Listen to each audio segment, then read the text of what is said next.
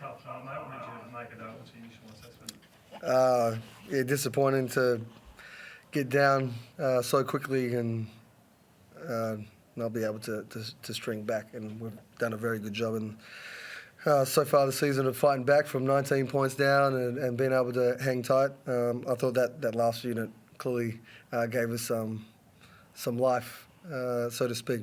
Again, didn't result always in buckets, but the energy. I think our road trip speaks for itself. If you know, and it's. I mean, I don't want to say it's totally terrible, but if you're getting up at 4 a.m. to go to Christchurch and then you got to turn around and leave at 1 a.m. to get on a plane to get here, and then while you do have time, like I'm being honest, my eyes were stinging all night. I'm trying to get these guys prepped for a game, and then to come in here and shoot around, and it gets a team that's hot and ready, and this is their first game, so it was always going to be a tough task. I know that clearly. The result and the scoreline shows that too, but I didn't expect it to be like that. I was going to ask on the road trip back there, given that, as you said, the JackJumpers are fresh off the break and you guys are now to go to New Zealand and then come to Tasmania. You think that's something that needs to be potentially looked at in terms of just... Oh, definitely. Yeah. I mean, either that or change the flights and making sure that, you know, if you're going to go play in Christchurch, that you've got enough time to turn around and come back, and don't, you know, you can't do anything about the flights. They're the only flights that were available at the time. We tried, and we tried to change, but sometimes it's the luck of the draw. Like we're not the only one in that boat for the schedule, but right now for where we are and how this is playing out, makes it tough. That second quarter, I think 3 points to 8 really probably was the difference in the end. The Jackies really were able to go on top at either end of the floor. Yeah. Again, move the ball a little bit freely and got the shots that they wanted. They were aggressive, reaching, poking, able to get their hands on a few more balls, and but they do that consistently, which is what they do. So we need to keep battling that and match physicality with physicality and be able to continue to take good shots. I thought we had a lot of good shots. Clearly we didn't shoot the ball well. 29% doesn't really give any team a chance to go and win. We had some good looks we didn't make, and obviously the three-point line is something that we've got to continue to build confidence and be able to get good looks. Is that 3 points? Is that just something you just got to continue to work at practice, or is it? You can ask this guy. We do. It's not that we don't work on it. It's again, keep building to get good looks and great looks. But that takes everyone, all 5 guys on the floor, to be able to contribute to get those type of looks. As you said, you've been able to fight back in a number of games this year. Can you put your finger on what was the difference tonight? Was it too big a margin to fight back on, or was it the travel? You can add a whole bunch, sprinkle a little bit over here, a little bit over here. Clearly thought that we came out with a good mindset.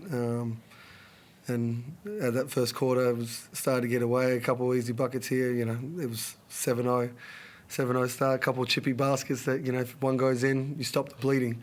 We haven't done that for a few games, so that sort of changes the mindset for some of our players. Where if 1 or 2 of those drop, we're probably in the driver's seat, and we're looking at a quarter that's pretty similar. Do you take any positives out of a loss like that, or you just try to park that and move on to Cairns next week? I'm going to dissect it again. I think.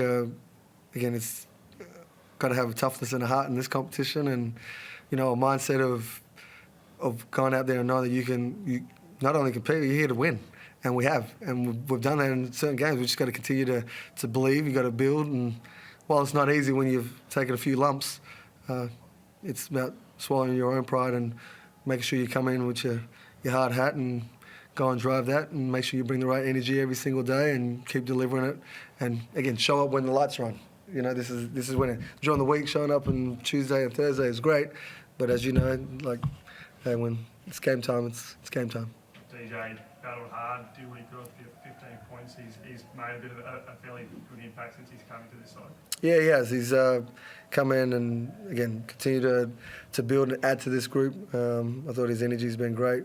Can you continue to deliver, be strong off the ball, and continue to fight and add to this group. So love what he's bringing, and need to keep bringing that as well. DJ, tough loss, but guess, overall, you're really enjoying your time in the 36ers camp? Yeah, 100%. I mean, that's why I came to Adelaide. I just want to come back, play some solid basketball, have fun. That's really it. And I want to enjoy the game again. And, you know, I did my experience in the NBA, didn't go too well. And, hey, man, I'm really happy here. And, again, it's not about me. I just want to enjoy basketball, get some wins, really. How tough is it to stop the momentum that we saw from the Jackies in that second quarter when they go on a run like they did? I think it just got to come down to us, communication, staying together. Again, to piggyback off the travel, that's poorly done by the NBL, in all honesty. Like, man, I played in college. I played everywhere. Like, this is probably the worst road trip I've had in a long time. I'm not trying to, you know, shit on anyone or anything, but, dude, when you got to get up at 4, then get up. I didn't sleep 2 nights ago because it is what it is. Like, it takes a toll on guys. Again, it's not an excuse. The JackJumpers are well-coached, a well-driven team, but I think if we want to do this type of road trip, I would have loved to play tomorrow. You know, give us 2 days to recover, but hey, it is what it is.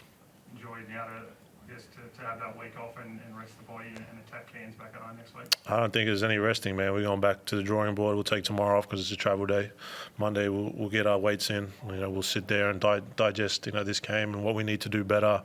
How can we, you know, get better when things, you know, get tight, you know, when teams go on a run and stuff like that. So, again, it's come back to all communicating, sticking together, trusting CJ, trusting the coaching staff. Like, it is what it is. Like, we're in a bit of a slump. Cool. We got Cairns next week. Well, that's our main focus right now. Let's have a great week of practice and go from there.